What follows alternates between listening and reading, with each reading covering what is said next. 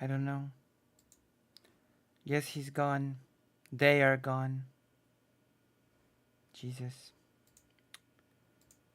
The stream died. Everything. My internet died. I guess I'm unlucky. Oh, yeah. I don't know what to say to a person that just doesn't understand fundamentally who Bandera was, who the organization that he uh, sort of was a part of was. What is the role of Bandera as a mythical figure in modern day in Ukrainian society is. I just I'm sorry, I don't engage with slogans, with empty slogans.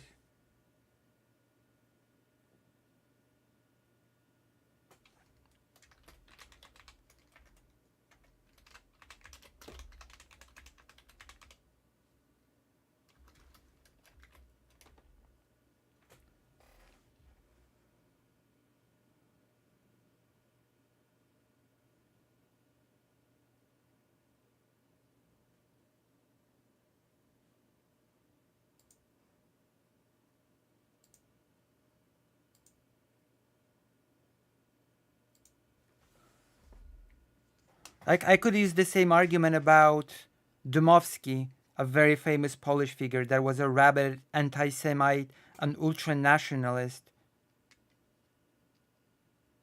And yet Dmowski has monuments in Poland, to my dismay, to my personal dismay. But Dmowski is still revered in Poland.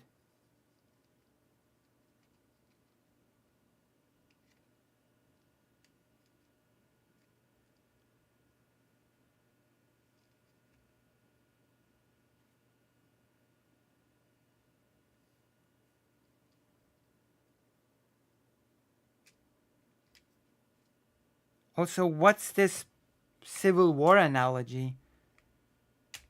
Is this person this Bat Fang from the US, as I suspect?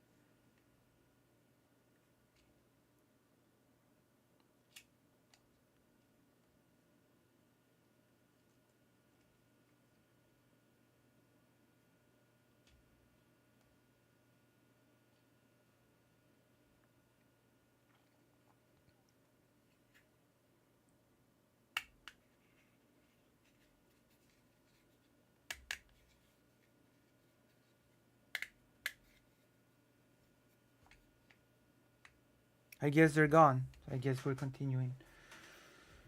I guess we're just gonna continue then.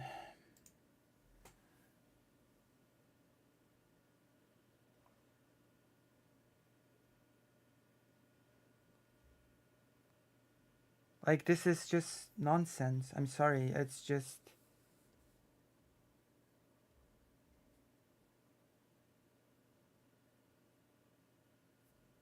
Yes, I do. Tadeusz Kościuszko was the person. Do you know?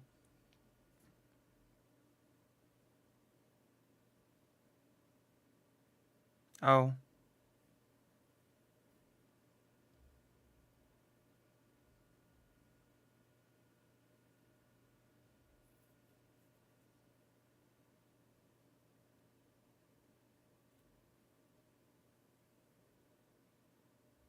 yeah, that was Tadeusz Kościuszko. He has a monument in the US.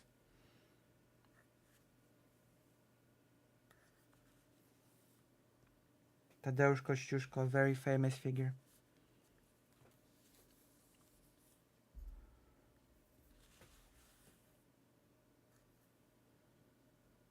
Like, this is just empty sloganeering. There's open uh, there's open support for fascism in Ukraine. Well, demonstrated with some evidence. The Bandera thing is no evidence of that whatsoever, considering how Bandera is treated within the consciousness of Ukrainian society. Like the whole thing about uh, invoking Bandera when it comes to the current situation of the totality of Ukraine is just nonsensical. Keep in mind that UPA terrorized Ukrainians as well. UPA, the organization, terrorized Ukrainians as well. So, what are we even talking about?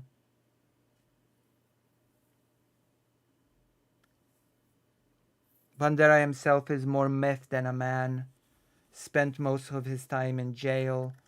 Did not do much. It's just ridiculous. And yes, the mythologization of Bandera within Ukraine and seeing him as just this benign figure that wanted independence for Ukraine, that is not a good thing. But it does not mean that all Ukrainians that like Bandera are open fascists. I'm sorry, that is just incorrect. That is a fundamental misunderstanding of how the person is sort of viewed in the country.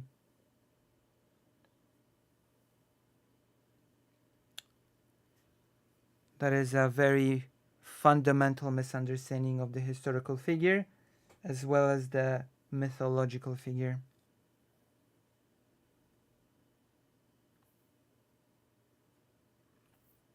But that's fine. That is pretty typical.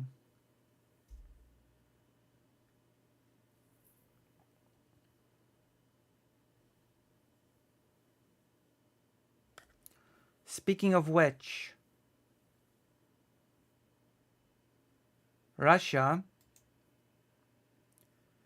which is totally not a fascistic country at all, has been occupying parts of Ukraine. Did you know that? Did you know that parts of Ukraine have been under Russian occupation?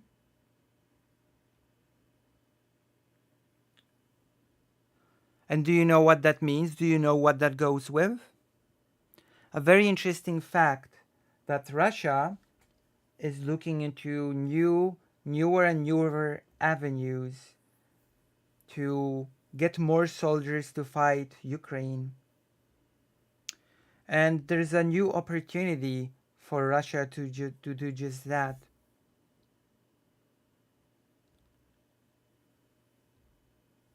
Russia has been forcing a Russian passport on all citizens of occupied Ukraine because it's basically it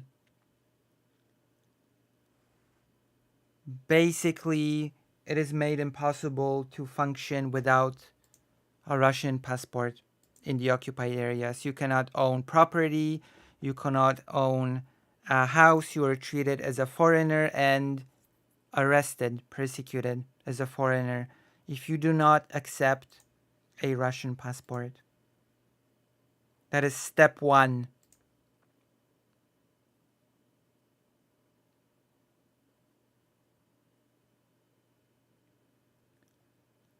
Okay? And the next phase is that all people in occupied Ukrainian regions, all men in occupied Ukrainian regions, can now be drafted because they have Russian passports. They have Russian passports and therefore they can be drafted into the army and sent to the front to fight the very same Ukrainians that are trying to liberate them. And the problem here, there are several problems here actually. First of all, forcing nationality like this on whole populations is against international law. But as we've learned, Russia is not exactly a state that preoccupies itself with international law. And second of all, we have the very real moral conundrum of taking Ukrainian citizens, forcing upon them Russian citizenship through a Russian passport, which again is not permitted by international law, and taking the next step and forcing Ukrainians from occupied areas to become Russian soldiers fighting against Ukraine, fighting against the very people that are trying to rescue them, that are trying to free their land, that are trying to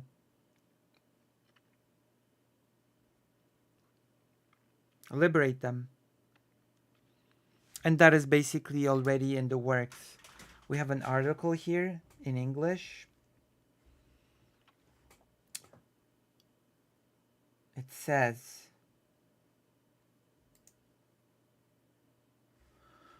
Russia forces Ukrainians in occupied territories to take its passports and fight in its army. Kyiv, Ukraine. He and his parents were among the last in their village to take a Russian passport, but the pressure was becoming unbearable. By his third beating at the hands of the Russian soldiers occupying Ukraine's Kherson region, Vyacheslav Ryabkov caved. The soldiers broke 2 of his ribs, but his face was not bruised for his unsmiling passport photo, taken in September 2023. It wasn't enough. In December, they caught the welder on his way home from work. The one slammed his rifle butt down on Ryabkov's face, smashing the bridge of his nose. Why don't you fight for us? You already have a Russian passport, they demanded. The beating continued as the 42-year-old fell unconscious. Let's finish this off, one soldier said. A friend ran for Ryabkov's mother. Russia has successfully imposed its passports on nearly the entire population of occupied Ukraine by making it impossible to survive without them, coercing hundreds of thousands of people into citizenship ahead of elections. Vladimir Putin has made certain he will win, an Associated Press investigation has found. But accepting a passport means that men living in occupied territory can be drafted to fight against the same Ukrainian army that is trying to free them.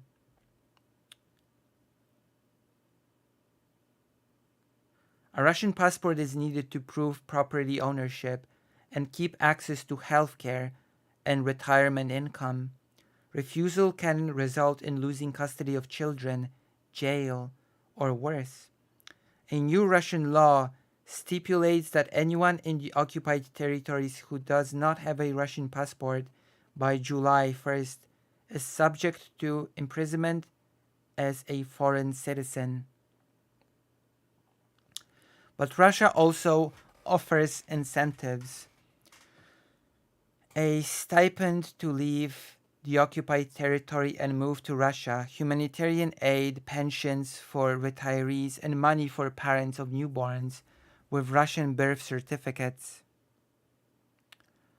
Every passport and birth certificate issued makes it harder for Ukraine to reclaim its lost land and children, and each new citizen allows Russia to claim a right, however falsely, to defend its own people against a hostile neighbor.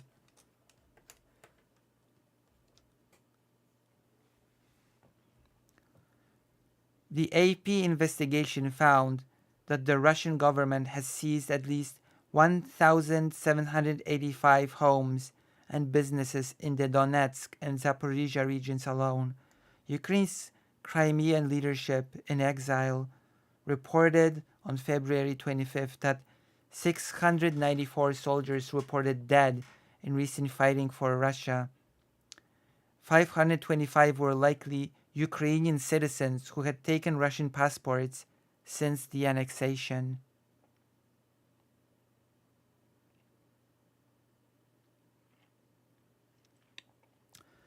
AP spoke about the system to impose Russian citizenship in occupied territories to more than a dozen people from the regions, along with the activists helping them to escape and government officials trying to cope with what has become a bureaucratic and psychological nightmare for many.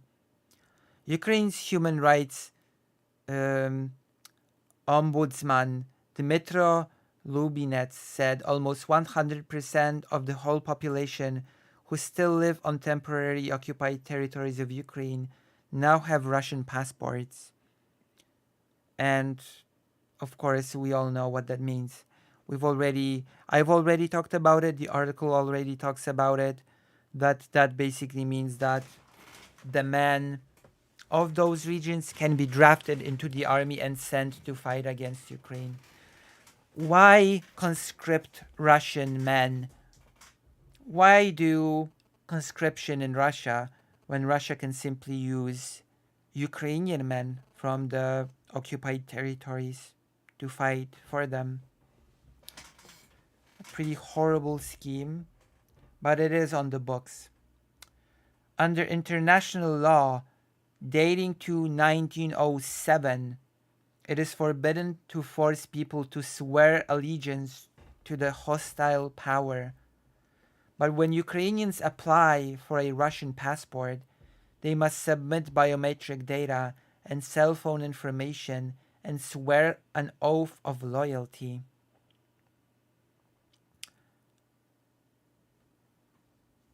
People in occupied territories, these are the first soldiers to fight against Ukraine, said Katerina Rashevska, a lawyer who helped Ukraine bring a war crimes case against Putin before the International Criminal Court. For them, it's logical not to waste Russian people just to use Ukrainians. And it is actually a great, I would say that it's also a great propaganda tool for Russia as well. We're not wasting our lives, we're wasting the lives of those Ukrainians. Changing the law, the combination of force and incitement when it comes to Russian passports dates to the annexation of Crimea in 2014. Russian citizenship was automatically given to permanent residents of Crimea, and anyone who refused lost rights to jobs, healthcare, and property. 9 months into the Russian occupation of the peninsula, 1.5 million Russian passports had been issued there, according to statistics issued by the Russian government in 2015. But Ukrainians say it was still possible to function without one for years afterward.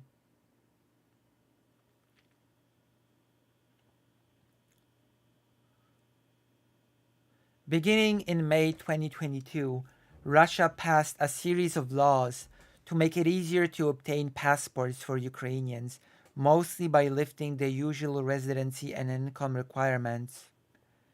In April 2023 came the punishment. Anyone in the occupied territories who did not accept Russian citizenship would be considered stateless and required to register with Russia's Internal Affairs Ministry.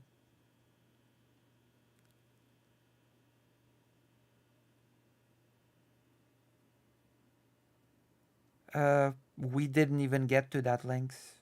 We were not even able to get into that because my internet died before I was even able to get into that.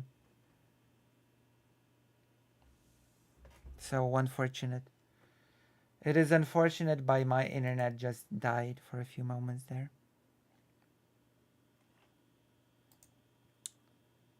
Very unfortunate.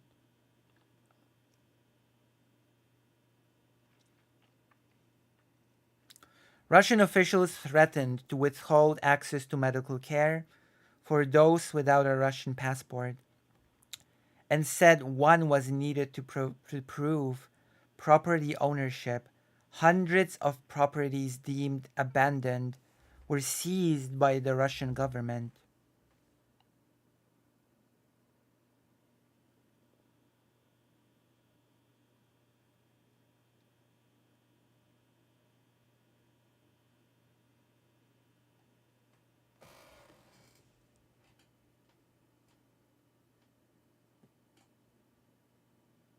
Damn, I see.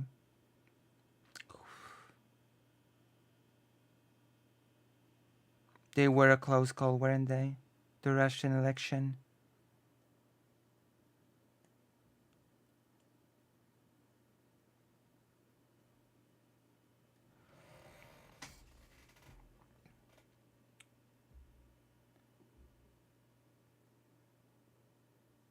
Without a Russian passport, and said one was needed to prove property ownership, hundreds of properties deemed abandoned were seized by the Russian government. Deemed abandoned. You can see it in the passport stamps. If someone got their passport in August 2022 or earlier, they're most certainly pro Russian. If a passport was issued after that time, it was most certainly forced, said Alexander Rozum. What a funny surname. A lawyer who left the occupied city of Berdyansk and now handles the bureaucratic gray zone for Ukrainians under occupation who ask for his help, including property records, birth and death certificates, and divorces.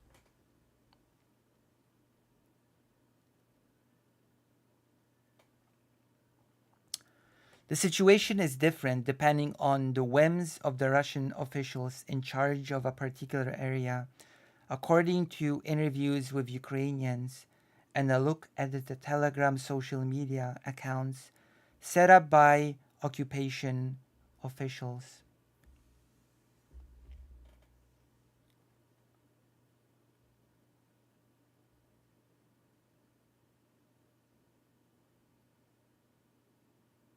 In an interview posted recently, Yevgeny Balitsky, the Moscow installed governor in Zaporizhia, said anyone who opposed the occupation was subject to expulsion. We understood that these people could not be won over and that they would have to be dealt with even more harshly in the future. There was a video floating around about this sort of thing. He said Balitsky then alluded to making some extremely harsh decisions that I will not talk about, like killing people, for example.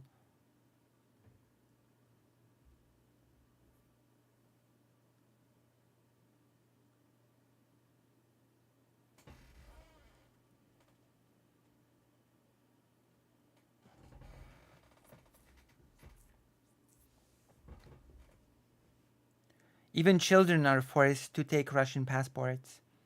A decree signed January 4th by Putin allows for the fast tracking of citizenship for Ukrainian orphans and those without parental care, so basically kidnapped children, who include children whose parents were detained in the occupied territories.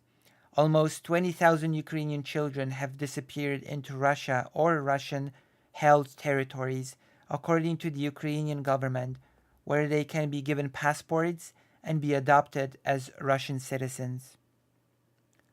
It's about eradication of identity, said Rashevska, the lawyer involved in the war crimes case. Natalia uh, Zivoliad, a mother of 9 from a suburb of Berdyansk, had a good idea of what was in store for her children if she stayed.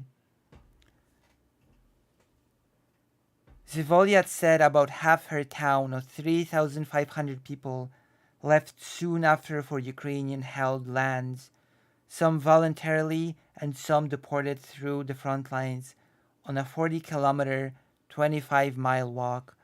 Others welcomed the occupation.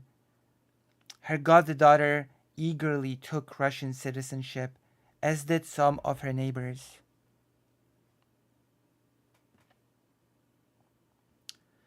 But she said plenty of people were like her, those the Russians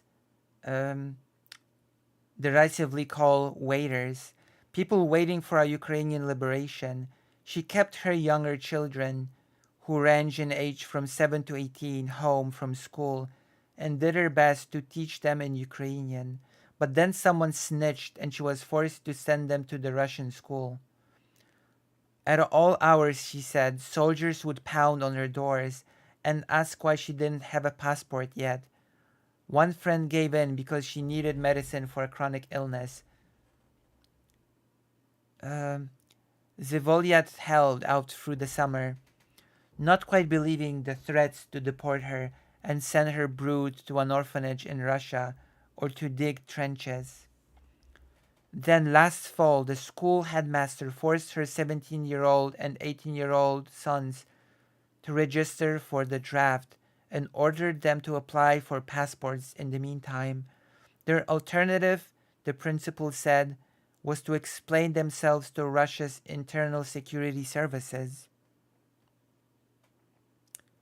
By the end of 2023, at least 30,000 Crimean men had been conscripted to serve in the Russian military since the peninsula was annexed, according to a UN report. It was clear to Zivoliat what her boys risked.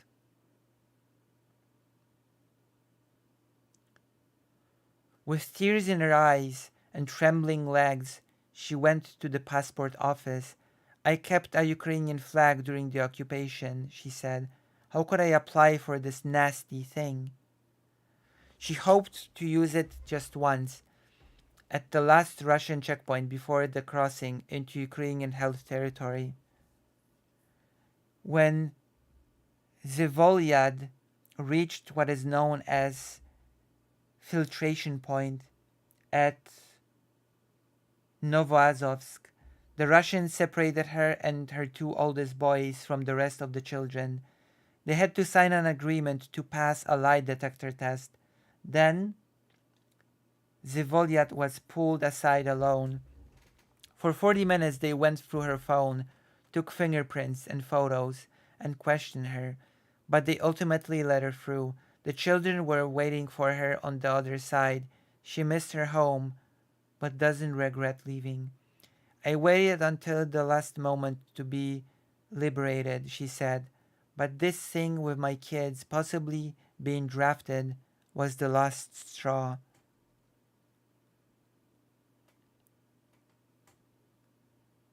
Weaponizing healthcare.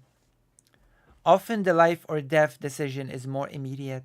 Russian occupation officials have said that the day is coming soon when only those with Russian passports and the all-important national health insurance will be able to access care.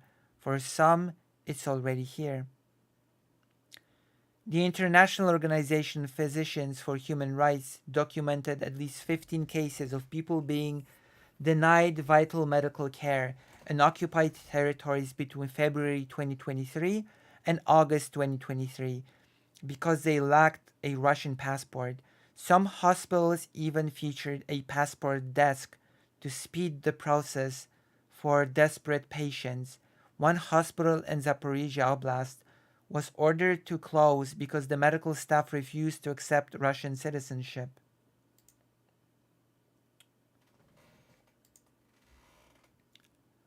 Alexander Dudka, the Russian appointed head of the village of Lazurne in Kherson region, first threatened to withhold humanitarian aid from residents without Russian citizenship.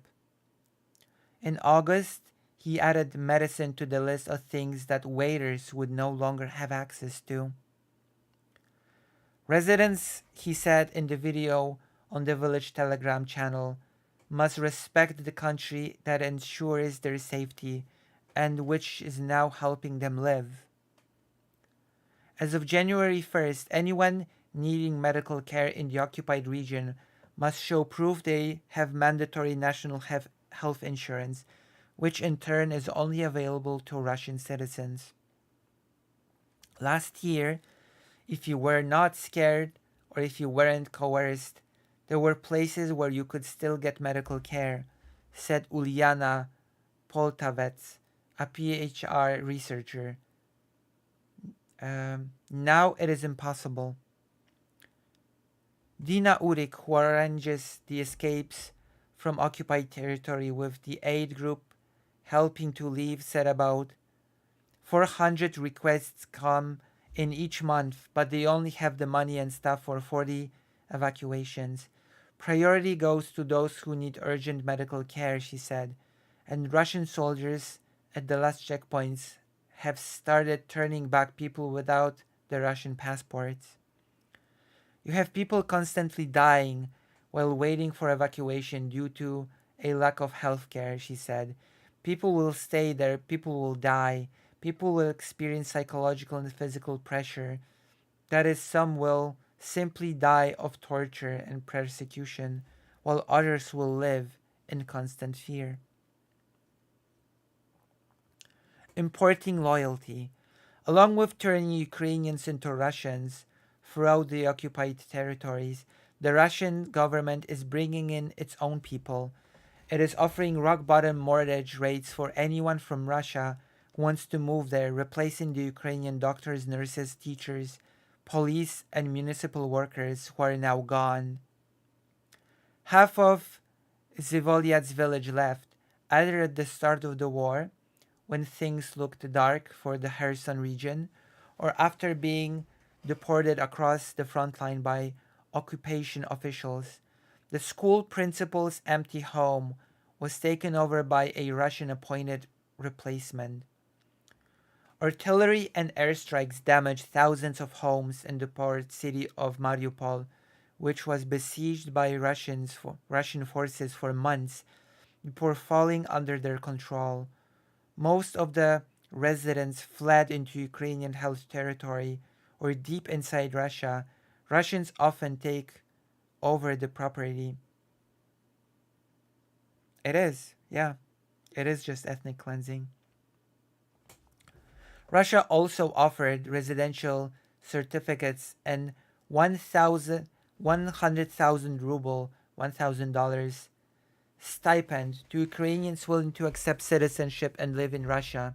For many people tired of listening to the daily sounds of battle and afraid of what the future might bring, it looked like a good option. This again follows Russia's actions after the annexation of Crimea. By populating occupied regions with Russian residents, Russia increasingly cements its hold on territories it has seized by force in what many Ukrainians describe as ethnic cleansing. The process is only accelerating. After capturing the town of Avdiivka last month, Russia swooped in with the passports in a matter of days. The neighboring Kherson town of Oleshki essentially emptied after the flooding caused by the explosion of the Kakhovka Dam. The housing stipend in Russia looked fabulous by comparison to the shelling and rising waters, said Rima Yaremenko. She didn't take it, instead making her way through Russia to Latvia and then to Poland. But she believes the Russians took the opportunity to drive the waiters from Oleshki. Maybe they wanted to empty the city, she said. They occupied it. Maybe they thought it would be theirs forever. Ryabkov said he was offered the housing stipend when he filled out his passport paperwork, but turned it down. He knows plenty of people who accepted, though.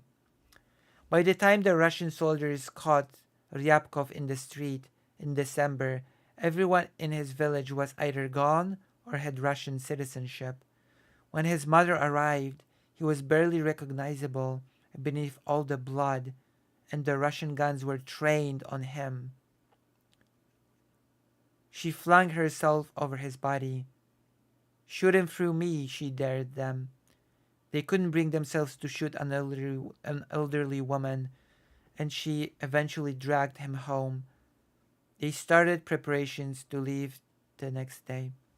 It took time, but they made it out using Russian passports.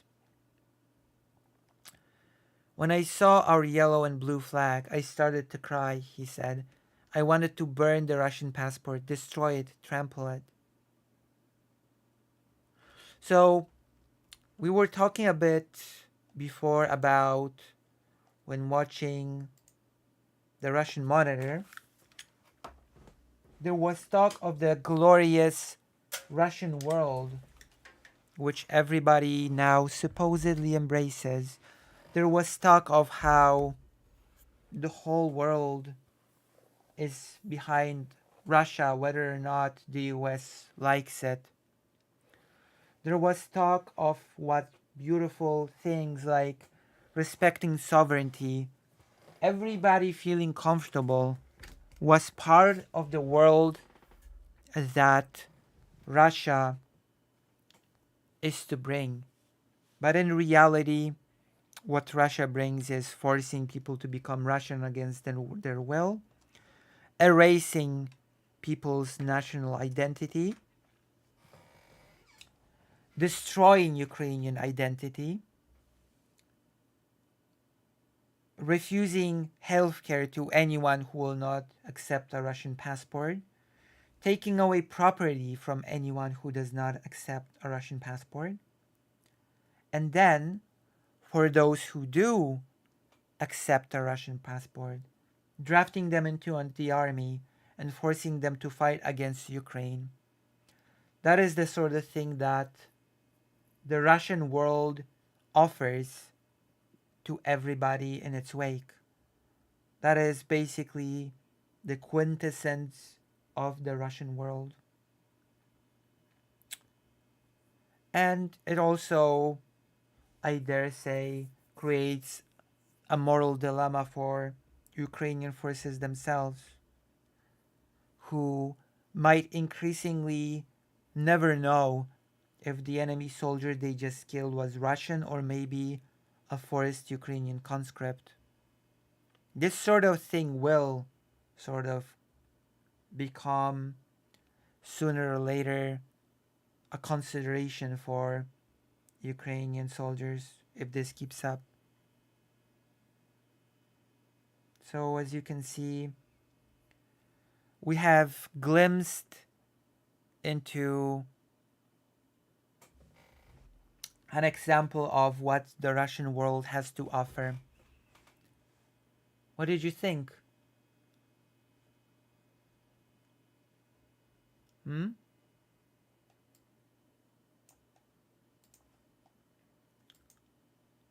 There's also one more thing that I want to touch upon.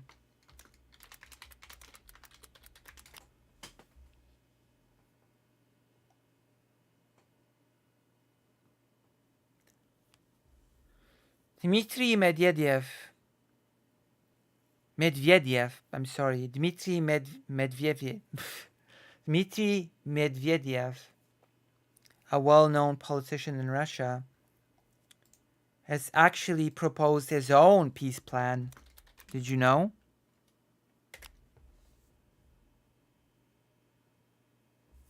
I don't know why there is no... Wait, why is there no...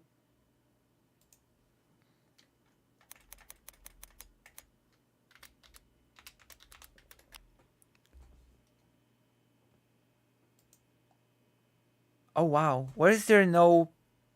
I don't see anything in... I actually don't see... Oh, there you go.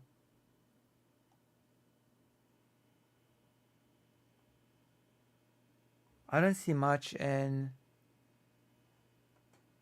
English, so I guess we're gonna see a Polish article on this. The peace formula of Dmitry Medvedev. Ukraine must be fully incorporated into Russia. So, you know how Ukraine has its peace formula, right? It's made in points, and among those points you have a total withdrawal of Russian forces from Ukraine. Well, as it turns out, Russia has its own ongoing peace formula as well. It is called the peace formula of Dmitry Medvedev.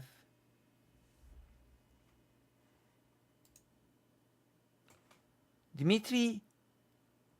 Oh, I guess I don't have the means to watch this one. I'm going to have to find a better article. It has 7 points. from what I see.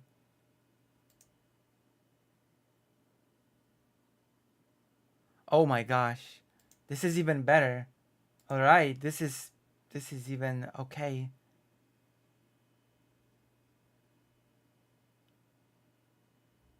When is this from?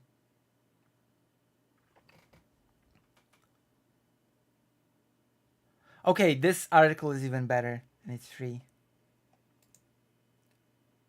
So, Dmitry Medvedev and his peace plan, which is in opposition to the Ukrainian peace plan. When I hear the phrase Zelensky's peace formula, I feel a real sense of disgust, said Dmitry Medvedev, and the ex-president of Russian Federation, who has been, I guess, a political ally to Putin forever, for many, many years. He has been able to stay afloat as one of the key allies of Vladimir Putin.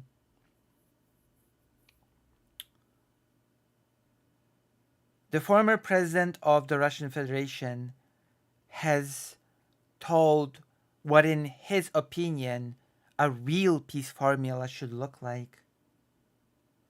On the list of his demands for a peace formula, there was the capitulation of Ukraine, its demilitarization, the whole government in Kiev stepping down,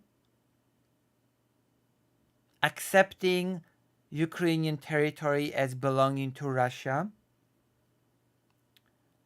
According to the Russian propagandist Dmitry Medvedev, that is a very calm and realistic peace formula. Yeah, the very, very calm, very realistic peace formula that says basically all this land belongs to Russia. Ukraine must give up, the government must step down, and yeah, Ukraine is Russia. Very, very reasonable peace formula. The former president of Russia, Dmitry Medvedev, has shared on the social media his another absurd idea. This time, the Russian propagandist, in a long entry, has described how, in his opinion, a peace formula should look like. There was no lack of meanness towards Ukraine and its president.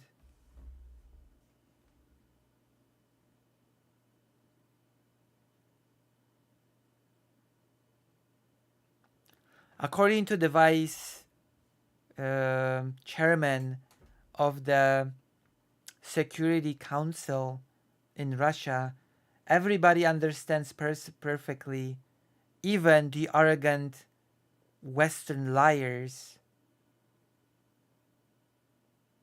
that even in much easier situations during war, peace can be achieved only with mutual will of both sides, based on a reasonable compromise, or due to capitulation of one of the sides of the conflict. So either there must be a reasonable compromise between both sides, or one side must just give up outright. And I guess, according to Dmitry Medvedev, the only option is for Ukraine to give up.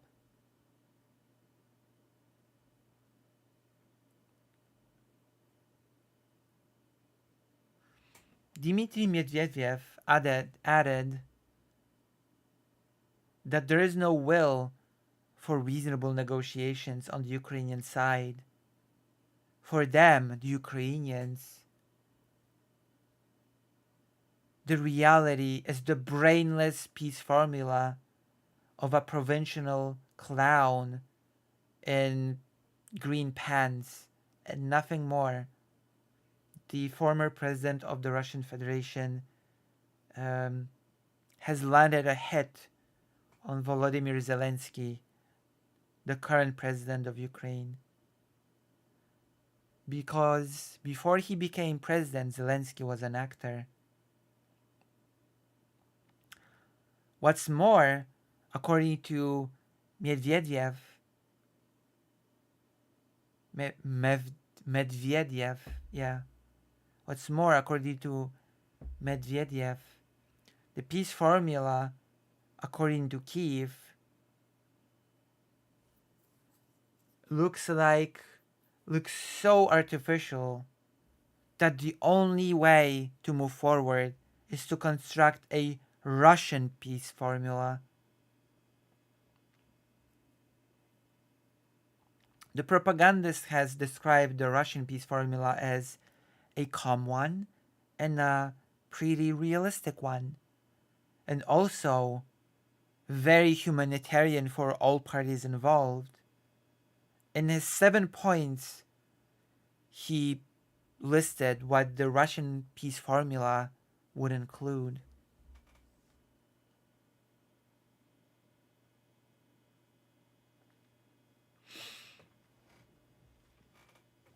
So one of the conditions is the capitulation of Ukraine giving up in this war, demilitarization of Kiev,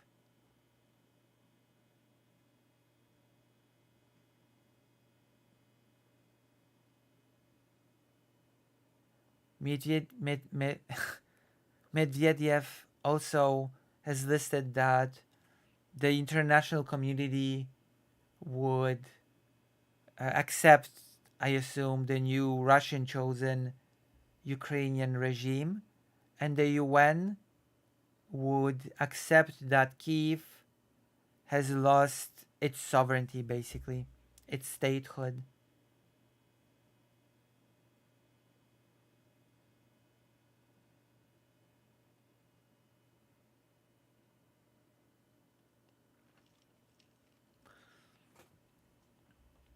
Doing away with the constitutional government of Ukraine and having a new election, accepting to pay reparation to Russia.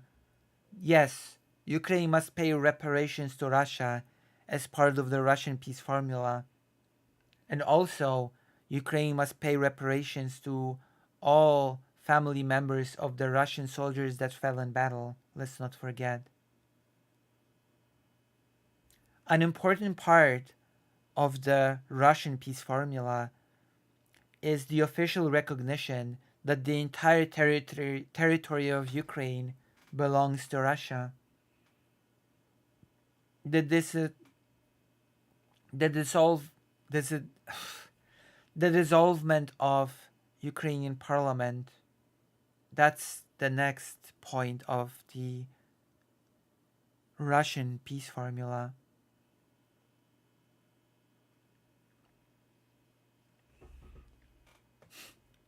That could be the Russian soft peace formula. That is the soft peace formula, which, let's remind, total demilitarization of Ukraine, total incorporation of Ukraine into Russia, total dissolvement of Ukrainian government, the international community recognizing Ukraine as completely belonging to Russia. That is the soft peace formula as proposed by Dmitry Medvedev. It is a compromise. The formula as I proposed is a compromise, isn't it? I think it's the basis on which we can look for kind consensus with the international community, also with the Anglo-Saxon world added. Medvedev, he concluded that this sort of attitude would allow us to organize successful peace summits, counting on mutual understanding on our close friends, our Western partners.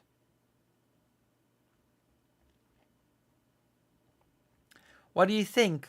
What do you think of the Russian peace formula? Does it sound doesn't sound reasonable? Does it sound very, how should I say, soft? Is it a soft peace plan? Well, you know, it is a peace plan. It is a Russian peace plan. Well, I suppose that's it. We've done a few things. We've gotten into an argument with a person that never came back.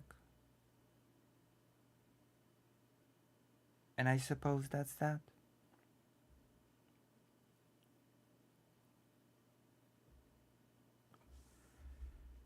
So I guess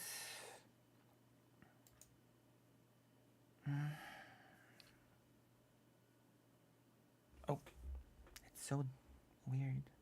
The lighting. I must fix it somehow. I guess we'll finish up for tonight. Hold on. I guess that's it for tonight. We'll be finishing with the delightful news of Ukrainians being conscripted to fight against Ukraine and the Russian peace formula. All right. Good night. Good night, good night, good night.